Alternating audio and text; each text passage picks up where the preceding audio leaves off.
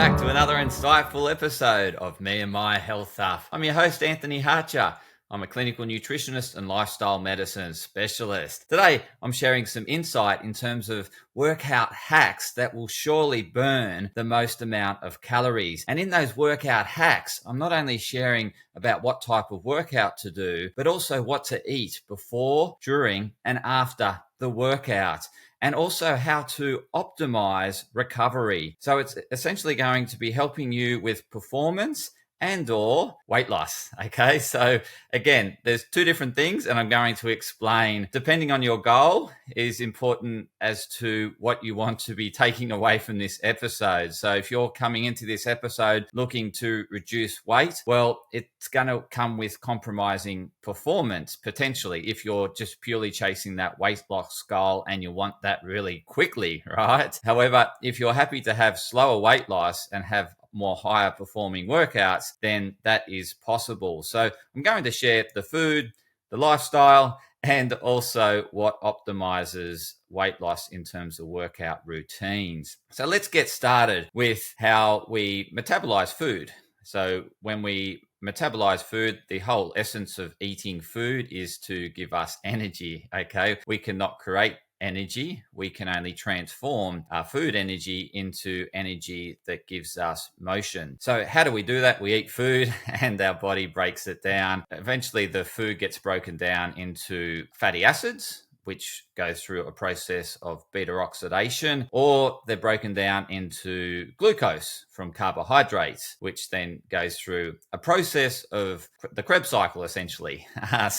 Through and also glycolysis, which is the breakdown of glucose. So without getting too technical here, there's different ways in which we derive energy through food, but ultimately it produces output for us in combination of, we need oxygen in that process. Okay, so oxygen plus the energy source will convert to carbon dioxide and water.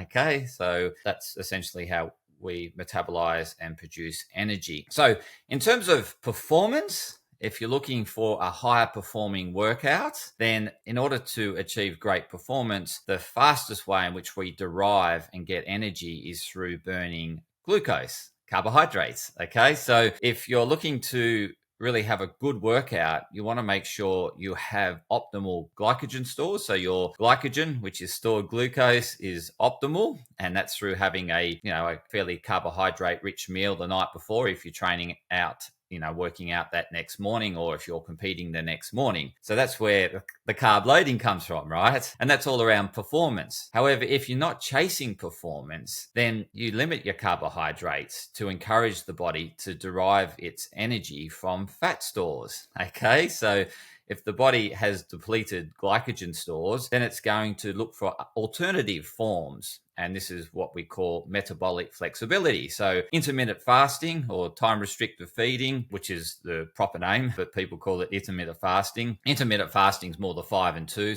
or some sort of derivation of that, where you're having just normal calorific days and then, randomly you're having some low calorific days. That's intermittent fasting. But the one that people do, which is that 16 and 8, so 16 hours fast and an 8-hour eating window, that's time restricted feeding. Okay, so regardless if you're doing the intermittent fasting or time restricted feeding, what we are doing is depriving our body of calories, and a lot of people are very focused on reducing carbohydrates because there's a belief out there that carbohydrates make us fat, which that's a myth in itself. In actual fact, it's the total calorie consumption that makes us fat. So if you're eating low carbs and you're wanting to lose weight, yes, then you're encouraging the body to look for alternative sources of energy, and it will start going to fat stores, mobilize fat stores, and break down fat. Now, in that process of wanting to lose weight, eating less carbohydrates and using your own fat stores, it's harder for the body to do. It requires more oxygen for the body to do. So fatty acids are much longer carbon chains and they require more oxygen to break down. So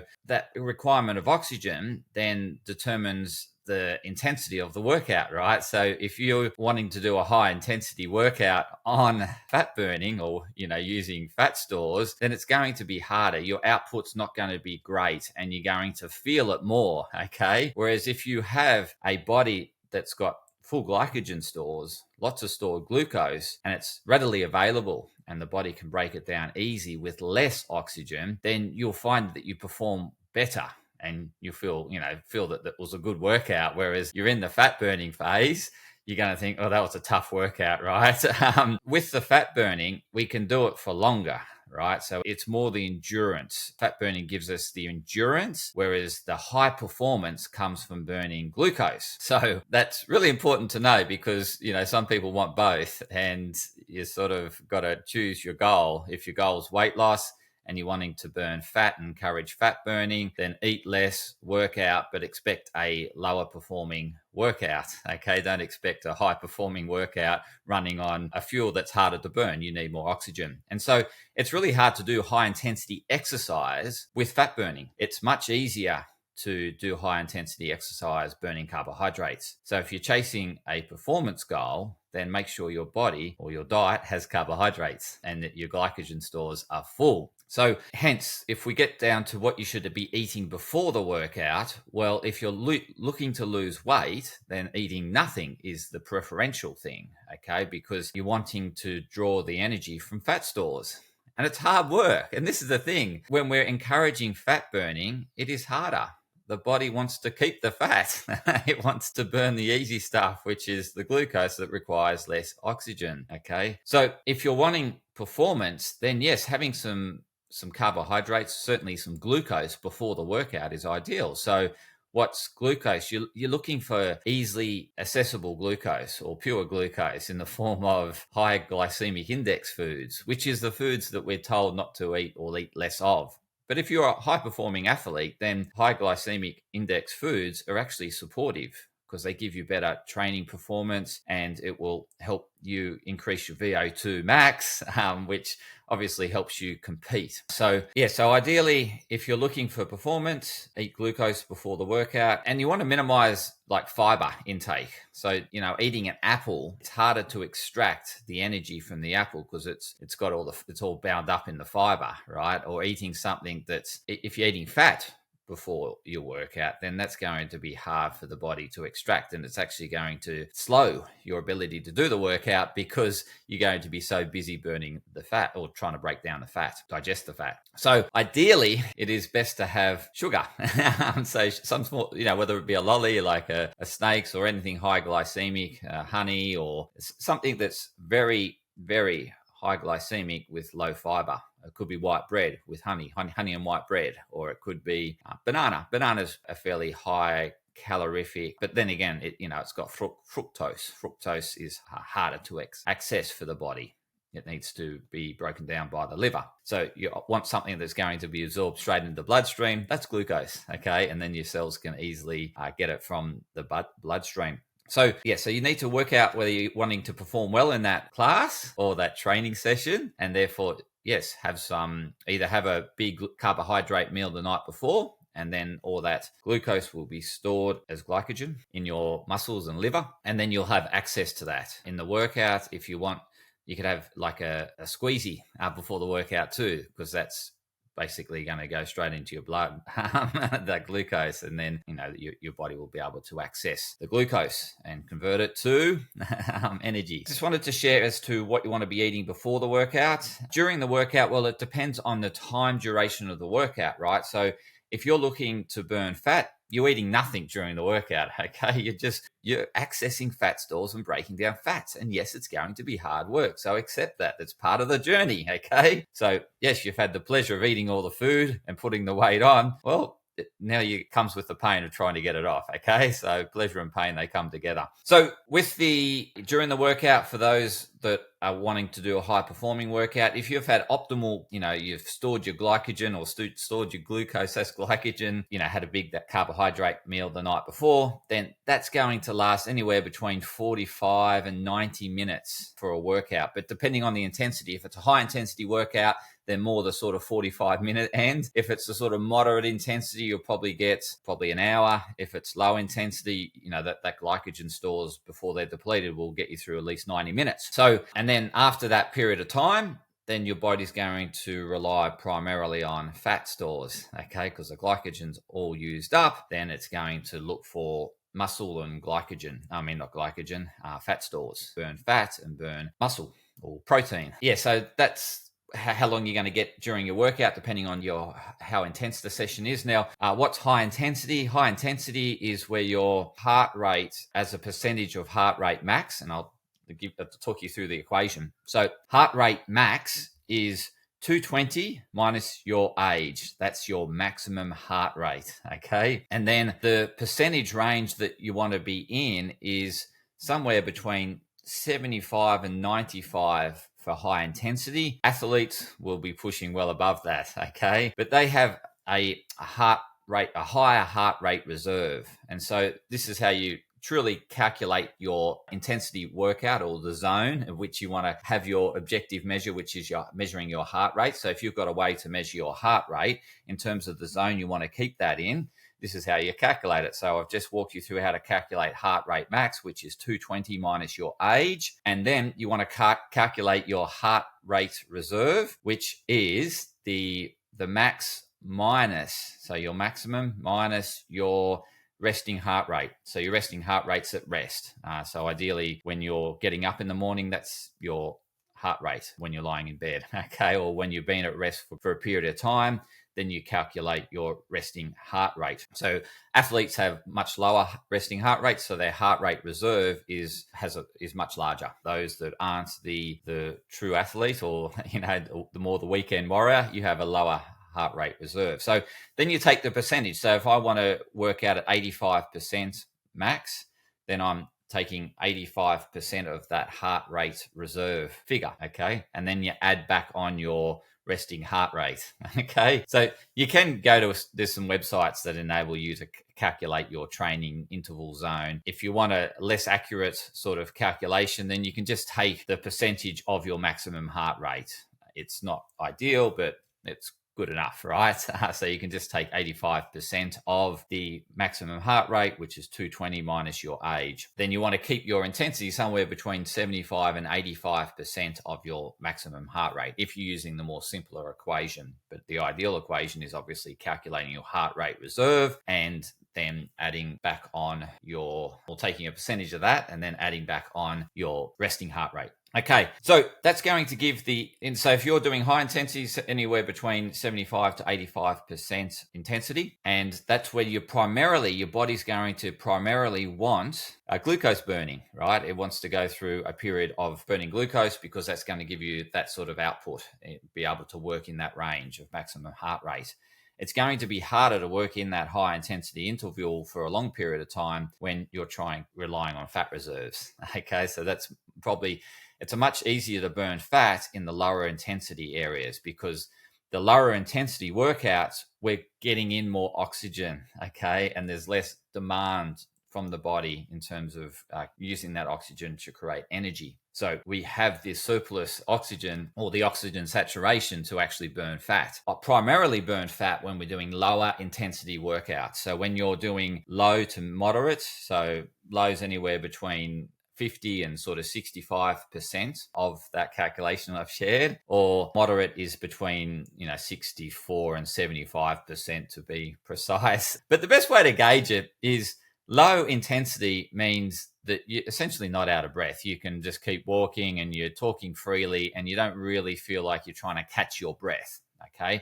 Moderate intensity is that you can still talk, but it's a bit harder, okay? It's not as free-flowing as when you're just cruising. And another indicator of moderate intensity is it will take about 10 minutes to break into a light sweat. And the other thing is that you can talk, but you can't sing in moderate intensity. In high intensity, within a few minutes, you'll break into a sweat and you can only say a few words. You can't actually hold a conversation. Okay. You can just squeeze in a few words, push it a bit harder. That's it, or something like that. But you won't be able to say much more than that. So sentences are harder to say when you're doing a high intensity workout, and you break into a sweat much quicker. So that's the sort of low, moderate to high. To burn fat, you're going to be needing to if you want to primarily burn fat, then low to moderate intensity workouts is more in the fat burning zone. So what are those types of exercise? Those types of exercise are yoga, walking, again, not fast walking, but sort of just moderate walking. So maybe at that sort of 15-minute kilometer pace. That faster pace is 10-minute kilometers. So maybe, somewhere between 10 and 15 is that more moderate. That fast paced walk is around that 10 kilometers per hour. And then, so that's yoga. Again, Pilates is more lower intensity. And then you've got your more higher intensity exercises like HIIT training, boxing, running, swimming, but swimming, laps at fairly high tempo. Slow swimming is more that moderate intensity. But so anyway, anytime when you're gasping for air is essentially that your body's needing more oxygen because it can't keep up with your output. And so when you're gasping for air, you're in that high intensity training zone. And in that high intensity, your body is looking to burn glucose because it requires less oxygen to burn. It will be burning some fat, but much lower percentage of fat. Now, in order to have the endurance, obviously the intensity has to come down, and in order to, support fat burning, and with fat burning, you can go for longer but slower. But with the glucose burning or carbohydrate burning, you can go harder, but for less time. Okay. So as I said, your glycogen stores will survive anywhere up to 90 minutes, between 45 and 90 minutes. So you don't need to eat anything. But if you want to keep burning glucose beyond that 45 to 90 minutes, the glycogen window, then you need to bring glucose into your body. You need to have a squeezy, one of those gels, which is just glucose, right? So you need to be consuming them in order to keep burning glucose, to keep that high performance up, such as those that are doing like marathons and stuff like that are chasing time goals, that are wanting to beat a certain time, then they're going to be having glucose squeezies, or they're going to be having electrolyte drinks with glucose in them, such as Gatorade or Powerade or something like that. So you need to consume it throughout the activity if it's going longer than 45 to 90 minutes. And that's depending on how intense or how hard you're going. And then, so ideally you want to be consuming the glucose before you hit that window, because so the body has time to take it into the cells. Okay. Yes, the body needs some time to do what it needs to do, right? It needs to transport and stuff and open up cell windows and allow the glucose into the cell. So in order to keep that high performing up and burning glucose, you need to start consuming glucose during that workout. If you want to keep burning fat, then yes, it's going to be harder to maintain that higher intensity. So the intensity will drop off, your performance will drop off, but you'll be able to go for longer and you'll be burning more fat. It will feel harder, okay? It's what the athletes call hitting the wall, right? They switch, the metabolic flexibility switches from burning glucose to burning fats, and they hit the wall. Their performance drops. Okay, the performance drops right down. They can keep going, but they've hit the wall. Their body's now burning fat stores, and so they haven't fueled. They haven't fueled in time. They haven't got to their fuel stop in time, or they've misjudged their fuel intake based on their output. So depending on your goal is whether you're going to need fuel during the workout. And then in terms of post-workout, well, if your goal is to lose weight, then don't eat after the workout and you'll keep burning fat.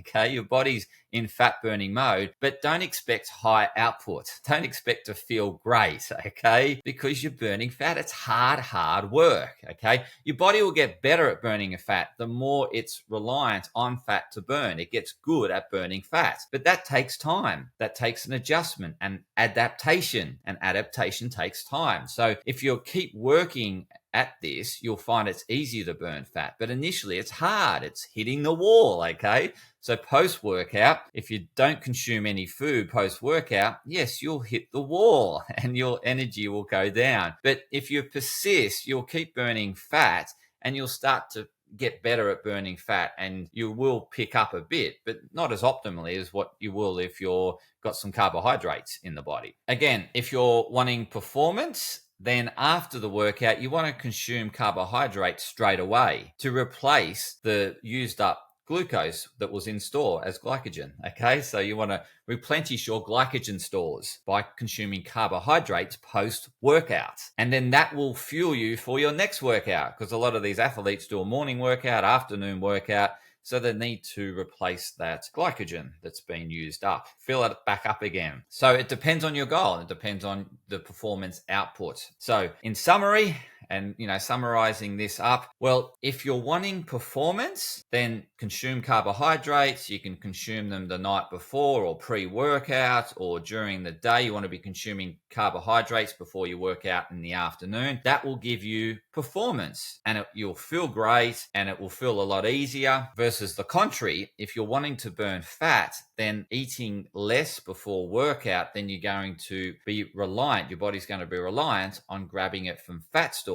However, in that process of mobilizing breaking down, extracting the fat from the fat cell, and then utilizing that in our cells for energy output, that takes time. And your body, if it's not used to burning fat, because prior you used to eat a lot of carbohydrates or consume a lot of energy, and the body had free access to energy, it's not used to burning fat, and so it doesn't feel great to burn fat. So just acknowledge that there's going to be an adaptation period where you're going to get used to burning fat. So initially it's tough, but it gets easier over time. So if you're wanting to lose weight, then stick with it. And yes, post-workout, you're going to feel hungry. Your body's going to say, look, I've just burned a whole lot of fuel. I want you to replace it to keep me safe, to keep me secure, just in case I need to quickly get away from a threat. And so it wants you to replace the fuel that's been lost and expended. So yes, you're going to get hunger signals post-workout, and you're going to feel more hungrier the more you work out,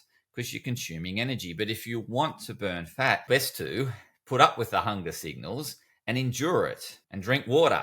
Okay. So yes, you're going to be running a bit low and a bit flat, and this will get easier over time. But the longer you can sit with it and endure it, the more fat you're going to burn. And it depends on how quickly you want to achieve that weight loss goal. So if you're impatient and you want to get it quickly, then you're going to have to sit with these hunger periods for longer. You're going to have to work out, and a bit of a struggle during workouts, but it's the pain for eating too much.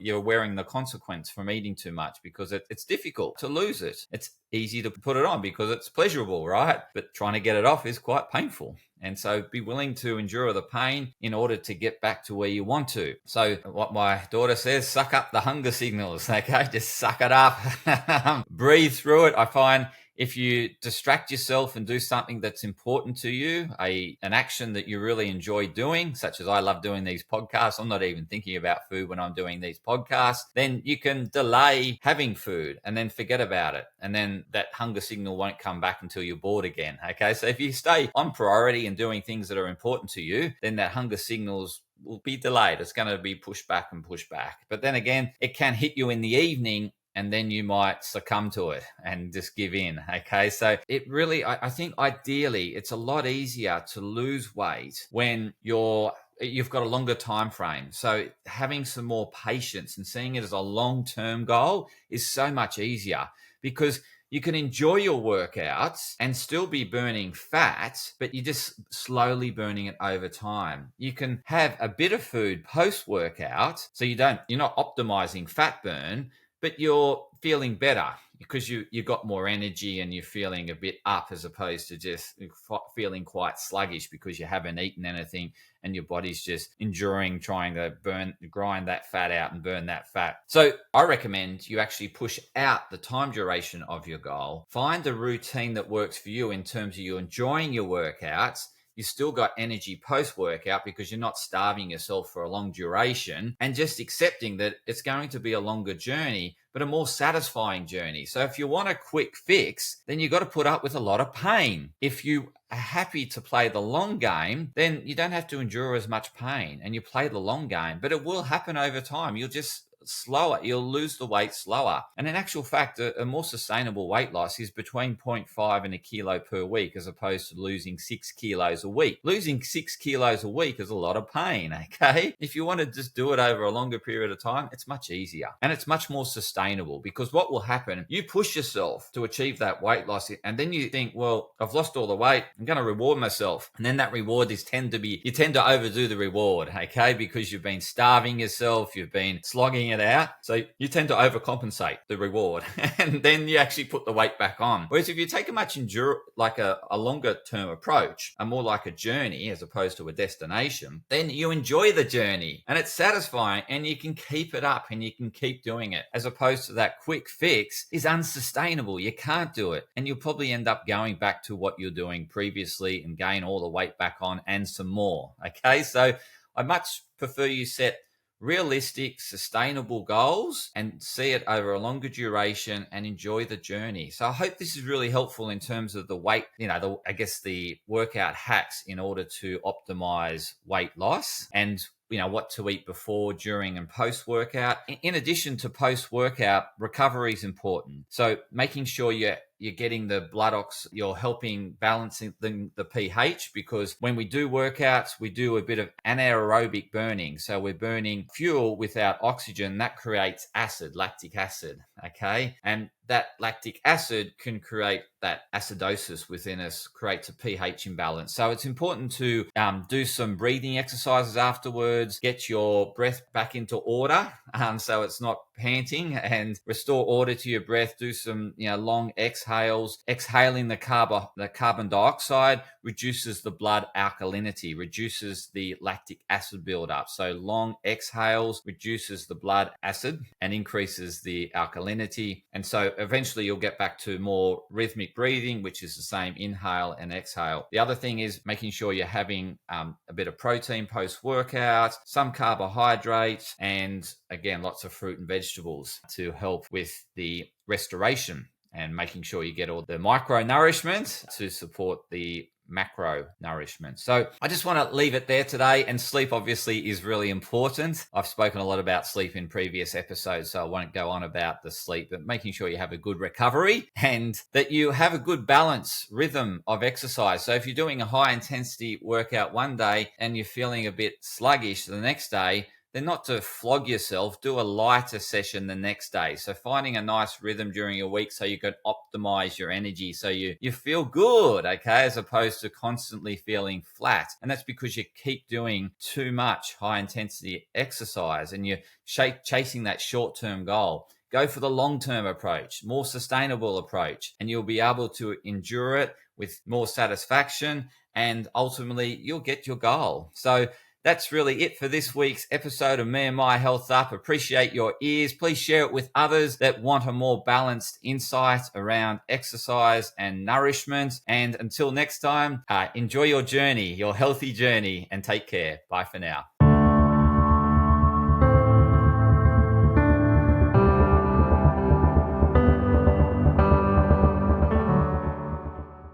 Podcast disclaimer. This podcast and any information, advice, opinions, or statements within it do not constitute medical, healthcare, or professional advice and are provided for general information purposes only. All care is taken in the preparation of the information in this podcast. Connected Wellness Proprietary Limited, operating under the brand Me and My Health Up, does not make any representations or give any warranties about its accuracy, reliability, completeness, or suitability for any particular purpose. This podcast and any information, advice, opinions, or statements within it are not to be used as a substitute for professional, medical, psychological, psychiatric, or any other mental health care or healthcare in general. Me and My Health Up recommends you seek the advice of a doctor or qualified health provider with any questions you may have regarding a medical condition. Inform your doctor of any changes that you may to your lifestyle and discuss these with your doctor. Do not disregard medical advice or delay visiting a medical professional because of something you hear in this podcast. This podcast has been carefully prepared on the basis of current information. Changes in circumstances after publication may affect the accuracy of this information. To the maximum extent permitted by the law, Me and My Health Up disclaims any such representations or warranties to the completeness, accuracy, merchantability, or fitness for purpose of this podcast and will not be liable for any expenses, losses, damages incurred, indirect or consequential damages or costs that may be incurred as a result of the information being inaccurate or incomplete in any way and for any reason. No part of this podcast can be reproduced, redistributed, published, copied, or duplicated in a form without prior permission of Me and My Health Up.